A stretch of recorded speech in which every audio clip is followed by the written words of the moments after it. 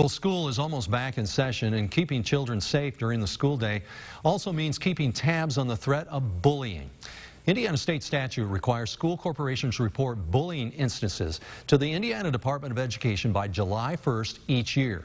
Nicole Christine has been looking into Vigo County data and joins us with a special report about what the county's numbers mean. Nicole. Mike, looking deeper into the state's data means understanding the many factors that go into reporting, as well as understanding the real-life situations that can deeply affect a child and a family. I refuse to lose my kid to that school.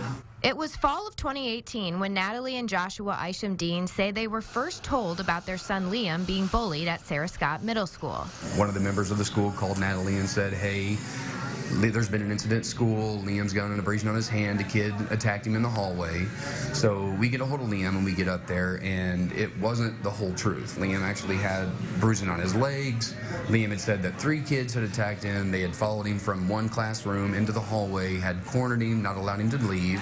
Later in the semester, they say there was a second incident on the school bus where Liam's parents say he was again physically attacked, and this time a police report was filed. The Isham-Deans say the final straw was when their son issued a cry for help in the form of a threat to self-harm.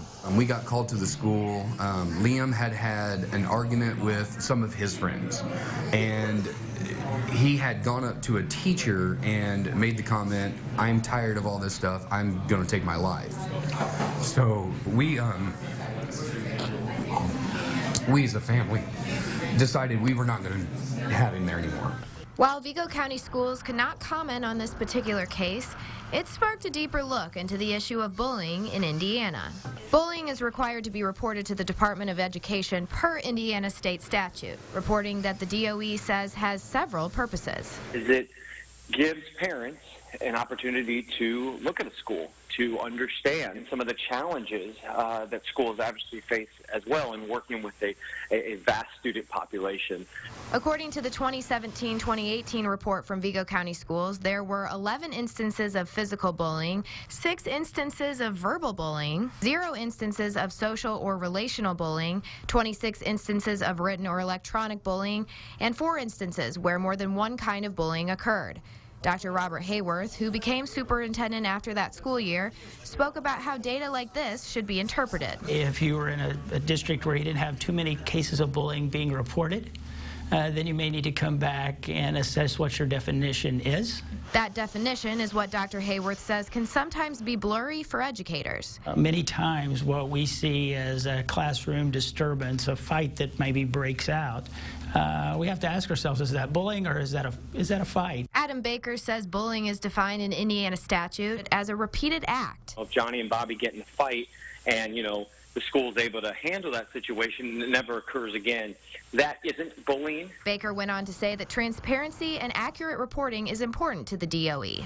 We encourage schools, always be upfront with your parents about everything. Vigo County Director of Student Services Tom Balatevich says there is confusion among educators when it comes to recording bullying instances. There's a big difference between investigating and recording, and the survey that was conducted by the Department of Ed highlighted the fact that there's confusion among school corporations about how to record those issues or allegations of bullying. Balatevich points to those confusions as a cause of low numbers in the state's data. Throughout the state of Indiana last year, the whole state of Indiana, there were only 690 issues or around that area of physical bullying in all of the state of Indiana. Well, we know that that's a low number and that can't be true. So that's a recording issue. The Isham-Deans say they too want transparency from the school corporation. The school just has to have accountability. If you're an educator, your primary goal cannot be the shining coat on your school. It's got to be being a voice for every child and making sure every child has an opportunity to get a good education. Dr. Hayworth says the school corporation recently received a $4.2 million grant toward comprehensive counseling to better facilitate that ability to learn, which he says is prioritized by staff. 14,000 students come to school each day. We treat them like they're our most precious gifts. We take that charge very serious. And the 2018-2019 data was just released by the state, so we'll be looking into that data for a follow-up piece. Mike. All right. Thank you so much, Nicole. For a link to the full bullying data reports for your school district, as well as several other web extras connected to this important story, you can visit our website, mywabashvalley.com. A busy